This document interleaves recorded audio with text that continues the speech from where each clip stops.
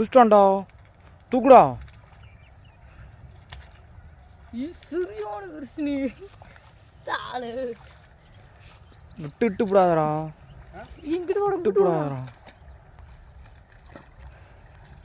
இது வேஸ்டா இது வெட்டி வேலைடா. உதவி விட்டுச்சா கீழே விட்டுருவேன். நமக்கு சரியான பிரிச்சுடா. இன்னைக்கு கிடைச்ச உனக்கு லக்கு தான்டா. அதுக்குடா சுண்டி புழு அடி வாங்கியிருக்குதுங்களா. சரியான மீன்றான்.